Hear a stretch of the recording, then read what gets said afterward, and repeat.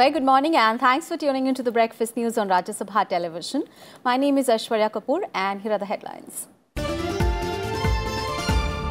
Union Cabinet clears a 10% reservation in jobs and education for economically weaker sections in general category. Constitutional amendment bill likely to be tabled in Parliament today. BJP and Congress issue whips to their members. Rajya Sabha winter session extended by a day to complete unfinished business. New Citizenship Amendment Bill in Lok Sabha's list of business today. Home Minister Rajnath to move for its passage.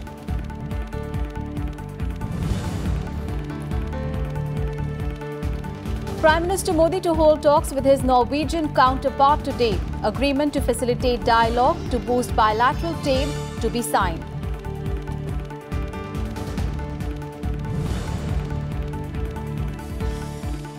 Fourth edition of Raisina Dialogue, India's flagship annual conference on geopolitics and geoeconomics to begin today. India's global ambitions are to be articulated in three-day conference titled A World Recorder. Speakers from over 92 countries to present their views.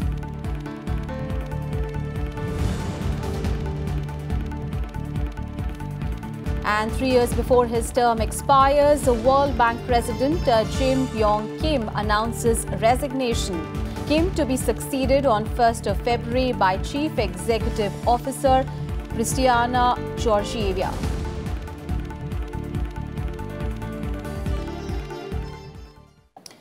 There is a heavy legislative agenda in both houses of Parliament today. In the Rajya Sabha is the crucial Triple Talaq Bill. Apart from this, the Indian Medical Council Amendment Bill, in the Companies Amendment Bill, Aadhaar and Other Laws Amendment Bill, Consumer Protection Bill and the Representation of the People Amendment Bill 2018 are among the bills listed in today's business.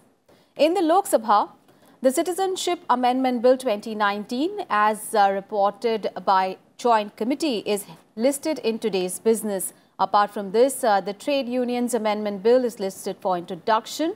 Also, the DNA Technology Use and Application Regulation Bill, the Dentist Amendment Bill, National Medical Commission Bill and the Protection of Human Rights Amendment Bill are also among those listed.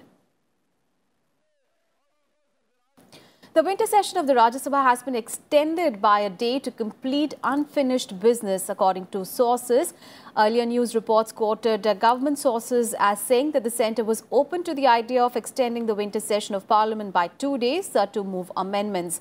The news of the likely extension of Parliament session came on a day when the Union Cabinet announced a far-reaching decision to amend the Constitution to provide for 10% reservation for the economically backward segments in the general category for direct recruitment in government services and admission to higher educational institutions.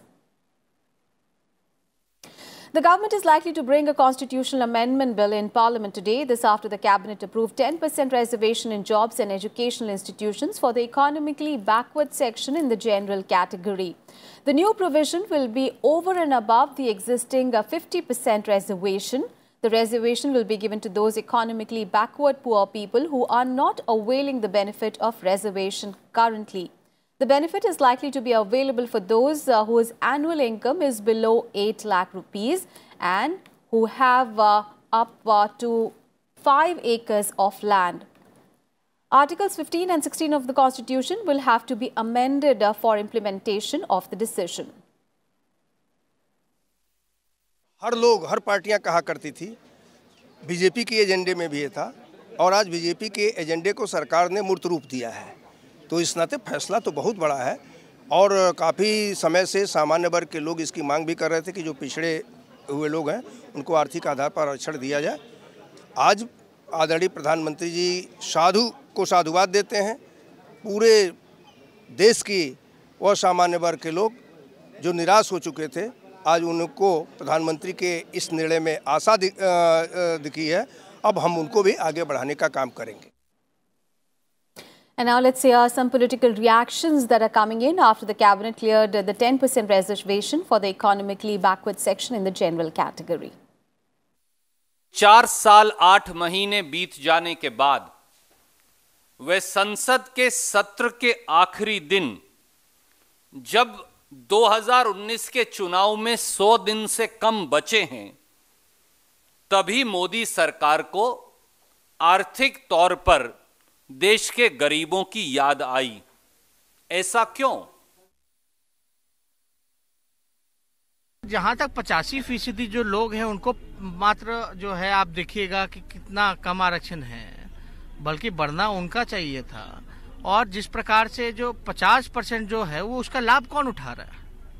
जो बाकी के जो 15% लोग हैं, 50% लाभ कौन उठाने का काम कर रहे हैं? वही लोग उठाने का काम कर रहे हैं। The manner in which the government has done it on the last days, it only suggests that government has some malicious intentions, some political motivation that they want to win over their votes. I am afraid they will not be able to do so. तो हमने तो न दलितों का हक मारा, न पिछड़ों का हक मारा, उनके हक को बरकरार रखते हुए और ये 10% का अलग से आरक्षण जो है सवर्ण जाति के गरीब लोगों के लिए दिया जा रहा है।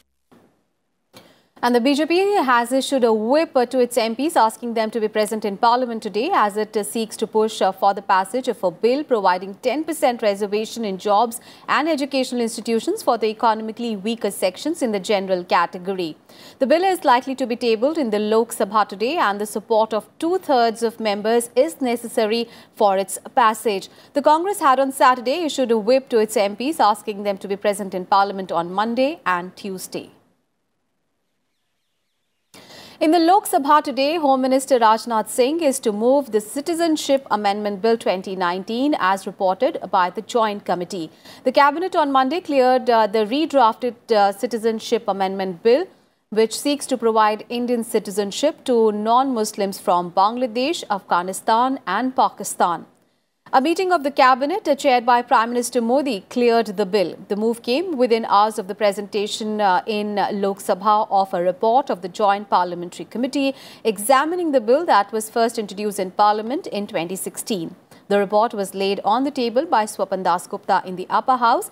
The fresh bill seeks to amend the Citizenship Act 1955 to grant Indian nationality to the people from minority communities, Hindus, Sikhs, Buddhists, Jains, Parsis and Christians from Afghanistan, Bangladesh and Pakistan after 6 years of residence in India instead of 11, even if they don't possess any proper document.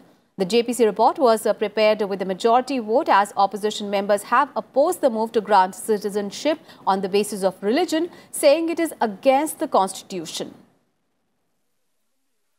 Assam के अंदर कुछ विषयों को लेकर के थोड़ा सा उनको आशंकाएं हैं। उनको लगता है कि आसाम में अकॉर्ड जो हुआ था उसका पालन हो पाएगा कि नहीं हो पाएगा। उन सब विषयों को इस कमेटी में एड्रेस किया गया है। देखिए, आसाम में अकॉर्ड की में जो सबसे बड़ी चिंता ये थी कि आसाम की जो आइडेंटिटी है उसको बड़ा खतरा है, तो अस्मिता का सवाल है, उसको कमेटी ने समझा है और समझ में कुछ सुझाव भी दिए कि सरकार इस दृष्टि से चिंता करे। परंतु जो तारीख उसने तय की थी उस तारीख के बाद भी जो लोग हैं उनका क्या हो, अपने देश के ही में ही विदेशी बन गए थे, उनका एक अधिकार बनता है, तो उसको कमेटी ने ऑनर किया है। और मैं इस बात में ज़रूर मैं कहना चाहता हूँ कि समिति ने बहुत संजीदगी के साथ और पूरे गंभीरता के साथ जो भी आसाम में या नॉर्थ ईस्ट में जो आशंकाएं थी उनको एड्रेस किया है। उनका कहना ये था कि क्योंकि इसमें आप एक रिलीजन्स का नाम ले रहे हैं तो ये जो कॉन्स्टिट्यूशन की धारा 14 है उसका उल्लंघन है। परंतु ऐसा नहीं है, एक क्लासिफाइड ग्रुप भी होते हैं जो जिनके खिलाफ अन्याय हो रहा है इन देशों में, वो खुद में एक वहाँ की माइनॉरिटीज़ हैं। तो इस बात को स्वीकार करते हुए समिति ने भी इस बात का जो हमारे मंत्रालय उन्होंने भी उसका उत्तर दिया है। तो एक तो उनकी आपत्ति ये थी कुछ लोगों की, दूसरा ये था कि भी बांग्लादेश को इससे बाहर क्यों ना कर दिया जाए। तो बांग्लादेश को यदि बाहर करते हैं तो बिल की जो स्पिरिट है वो समाप्त हो जाती है। ऐसे कुछ सारे विषय थे और उन सभी हमारे जो ऑनरेबल मेंबर्स थे उन्होंने अपने डिसेंट नोट जमा किए हैं और जैसा कि नियम है वो डिसेंट नोट भी इस रिपोर्ट का हिस्सा है। तो रिपोर्ट अब पूरे रूप में आ गई है। अब देखिए सरकार इसमें क्या करती है, ये सरकार का विषय है। लेकिन कुल मिलाकर के मैं यही बात कहूँगा कि बहुत संजीदगी के साथ, संवेदनशीलता के साथ ये रिपोर्ट तैयार की गई है। उसके अंदर हुए हैं कुछ अमेंडमेंट्स हुए हैं। एक तो ये कि जो एनआरसी की जो प्रक्रिया चल रही है उसमें 31 मार्च 1971 के बाद जो लोग आए हैं उनका क्या हो तो उसको एड्रेस किया है। उनको जो है क्रमशः नागरिकता प्राप्त करने का अधिकार होगा, उसके ऊपर कोई उनको ऑब्जेक्शन। एक तो ये संशोधन आया है। All right, our colleague Kriti Mishra is now joining us live from Vijay Chowk in the national capital. A very good morning, Kriti. Kriti, the government has listed a total of 8 bills in the Rajya Sabha today. Of course, once again listed triple talaq bill for discussion and voting. And this amid the reports that the sitting of the upper house will be extended by a day. What can we expect to happen in the Rajya Sabha today?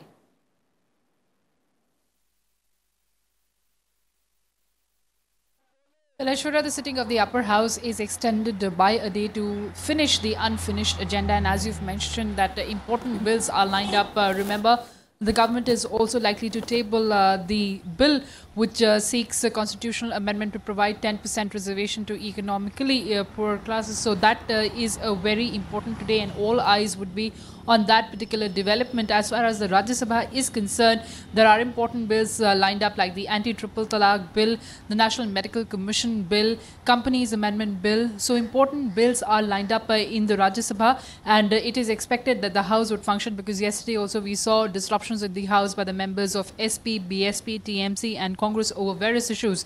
So it is expected that since last 2 days are left, the House would transact substantial business. Aishwarya? And Kriti, as far as Lok Sabha is concerned, the bill providing for 10% reservation in jobs and educational institutions for the economically weaker sections in the general category is likely to be tabled in Lok Sabha. And we understand that both Congress and the BJP have issued a whip to their MPs to be present in the House, because the support of 2/3 of members is necessary for its passage. So a lot of action expected in the Lok Sabha as well today.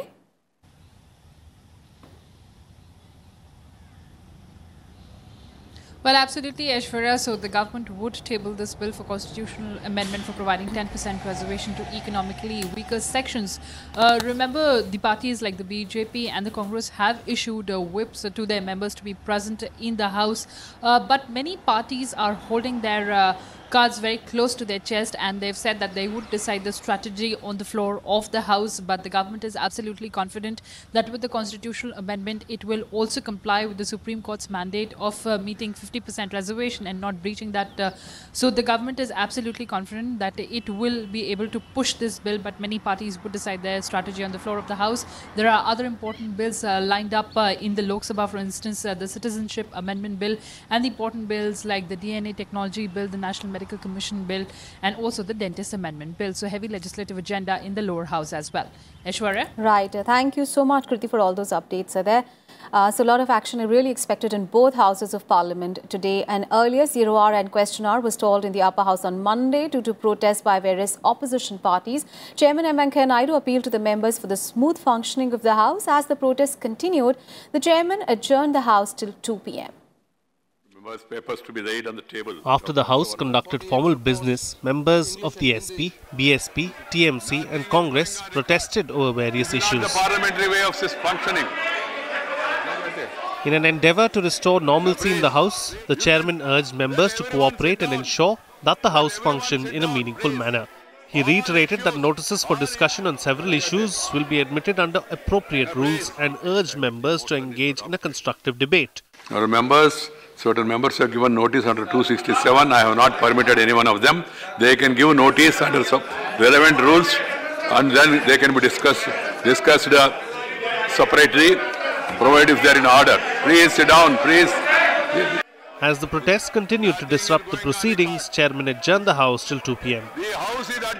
Kriti Mishra, Rajya Sabha Television. And protests by various opposition parties have paralysed proceedings of the upper house in the post-lunch session as well. Deputy Chairman Harivansh made repeated appeals to the members to allow the House to function as protests continued unabated. The Deputy Chairman first adjourned the House for 15 minutes and then till Tuesday. When the House reassembled at 2 p.m., members of the SP, BSP, TMC and AAP moved into the well of the House alleging misuse of the investigative agencies. Congress members also moved into the aisles demanding a joint parliamentary commission investigation into the Rafale deal. Deputy Chairman Harivansh made fervent appeals to the members to allow the House to function. He even allowed SP leader Ram Gopal Yadav to make a submission. However, repeated protests stalled the proceedings. Amid DIN, the National Commission for Indian System of Medicine Bill 2019 and the National Commission for Homeopathy Bill 2019 were introduced. कोई समय दे रहा हूं, दो मामूली विधायी काम है, आप वो हो जाने दे संपन्न। बहुत कम समय में विधायी काम 2-3 हो जाने दे, फिर मैं प्रोफेसर साहब को ही समय दे रहा हूं, मैं प्रोफेसर साहब को ही समय देने वाला हूं। दो मामूली विधायी काम है, दो विधायी काम हो जाने दे। As the protests continued, Deputy Chairman first adjourned the House for 15 minutes and then till Tuesday.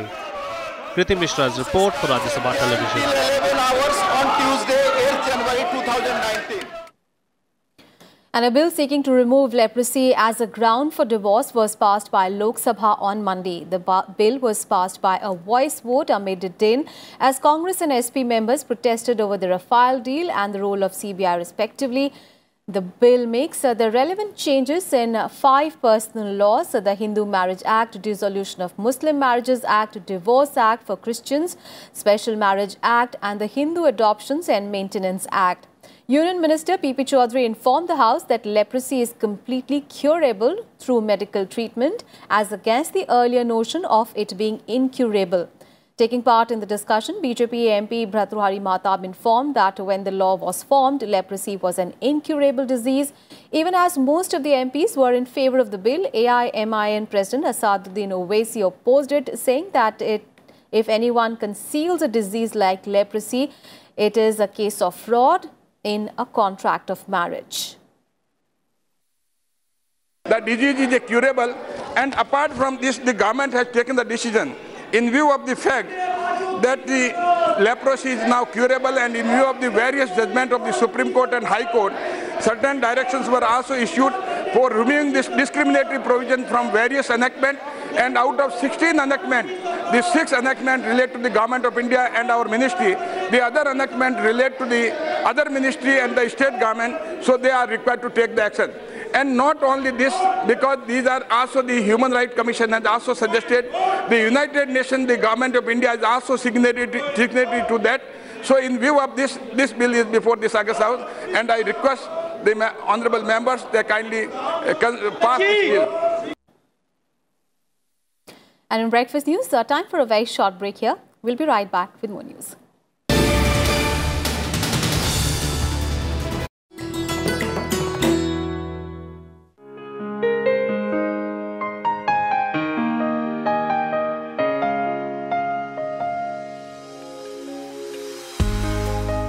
The prolific British poet and story writer Joseph Rudyard Kipling, one of the first masters of short stories in English. In 1894 appeared his Jungle Book, which became a children's classic all over the world. Kim, the story of Kimball O'Hara and his adventures in the Himalayas, is perhaps his most felicitous work published. Set in and concerned with India he had come to know and love so well. In 1907, Kipling became the first English language writer to receive the Nobel Prize for Literature.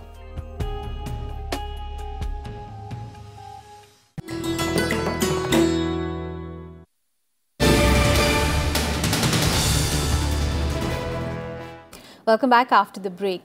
The Indian economy is expected to grow at 7.2% in 2018-19, up from 6.7% from the previous fiscal, mainly due to improvement in the performance of agriculture and manufacturing sectors, according to the Central Statistics Office. The Central Statistics Office estimate is, however, a bit lower than the 7.4% growth projected by the Reserve Bank for the current fiscal. Releasing the first advance estimates of the national income for 2018-19, the CSO said that GDP growth during 2018-19 is estimated at 7.2%. The gross domestic product had expanded by 7.1% in 2016-17 and 8.2% in 2015-16. Real gross value added is anticipated to grow at 7% in the current fiscal as against 6.5% in 2017-18, while the growth of the manufacturing sector is expected to accelerate to 8.3% this fiscal, up from 5.7% in 2017-18. India is expected to strengthen diplomatic and trade relations with Norway at a summit-level meeting between Prime Minister Narendra Modi and Norwegian Prime Minister Erna Solberg today.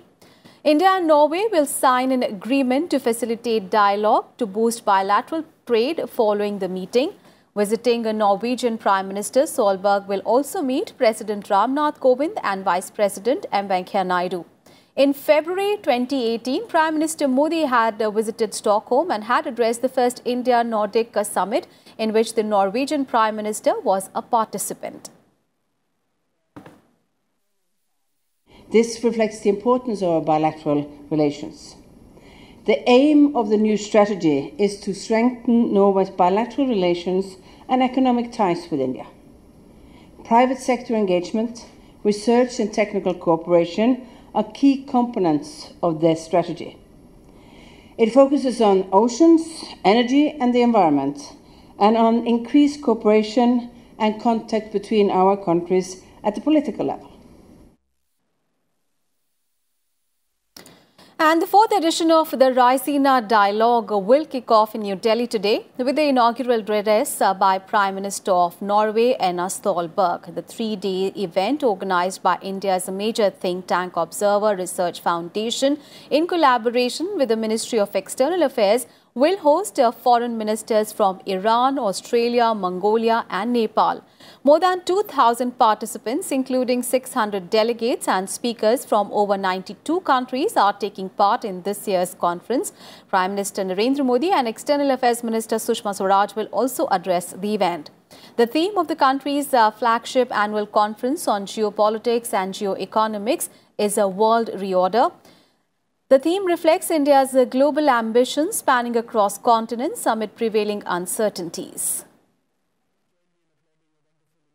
And Prime Minister Modi and US President Donald Trump discussed reducing US trade deficit with India and increasing their cooperation in Afghanistan in a telephone call on Monday evening. According to the White House, the leaders agreed to strengthen the India-US strategic partnership in 2019.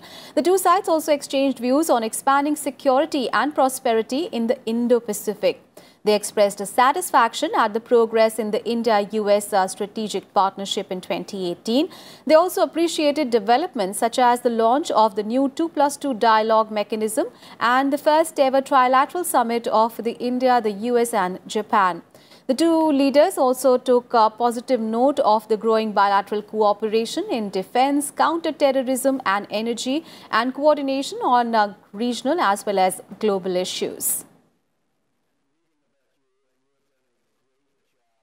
Prime Minister Narendra Modi and Russian President Vladimir Putin also held a telephonic conversation on Monday. The two leaders focused on key bilateral and international issues and resolved to step up cooperation in dealing with terrorism. The two leaders hailed the major milestones achieved in the special and privileged strategic partnership between the two countries in the past year. They also recalled the successful wide-ranging discussions in Sochi in the month of May and during Putin's visit to New Delhi in October last year. The leaders agreed to maintain the momentum in bilateral relations. On to some other news. The National League for Democracy delegation to India, led by Chief Minister of Mandale, Myanmar, Dr. Zio Mint Mong, called upon Vice President M. Venkaiah Naidu in Delhi on Monday. Vice President said that Myanmar is a close and friendly neighbor to India and also a key partner for our Act East and Neighbourhood First policies. He added that India is willing and prepared to actively engage in developmental process of Myanmar. He also said that there is an enormous potential to increase the trade and investment ties between our two countries. The Supreme Court is expected to pronounce its verdict on CBI Director Alok Verma's plea against the centre's decision to divest him of powers and sending him on leave. The centre, remember, had taken the decision against Verma and CBI Special Director Rakesh Asthana after their feud became public. Verma and Asthana levelled corruption allegations against each other. Now, Verma has sought a quashing of orders by the Central Vigilance Commission and by the Department of Personnel and Training against him. A bench headed by Chief Justice Ranjan Gogoi had on 6th of December last year reserved the judgment after hearing arguments on behalf of Verma and other parties involved in the case.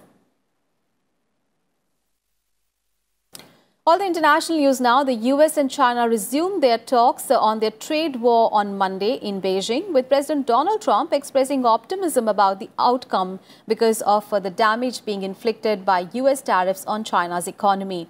The two sides are negotiating against a 1st of March deadline set by Donald Trump and President Xi Jinping when they had met at the G20 summit in Buenos Aires on 1st of December last year, agreeing to a 90-day ceasefire in imposing new tariffs. Trump had already put tariffs on $250 billion worth of Chinese imports into the United States, and the Trump administration has said that it will impose new tariffs if a deal is not reached by 1st of March. Both the sides have expressed optimism over the potential for progress in setting their tariff fight over Beijing's technology ambitions, yet neither has indicated that its stance has changed since 1st of December agreement by President Trump and Xi to postpone further increases. On to the other top international news story. Jim Yong Kim is stepping down as the World Bank president after more than 6 years in the post. Kim is leaving 1st of February, which is more than 3 years ahead of his term's expiration, to join a firm involved in infrastructure investment in developing countries. Now, Kim, a physician and public health advocate, was nominated by former US President Barack Obama for a first and second term, and Kristalina Georgieva, the chief executive of the bank's two main lending arms, will now become the interim president. US President Donald Trump, however, will wield a strong influence in choosing Kim's successor, as the United States holds a controlling share of the World Bank's voting rights. The bank president has traditionally been an American chosen by the US administration. Sports news now. China defeated debutant Kyrgyzstan in their opening group game of the AFC Asian Football Cup. Now, China came from behind to beat Kyrgyzstan 2-1. Akhlidin Iralov scored the opener for Kyrgyzstan in the 42nd minute, after which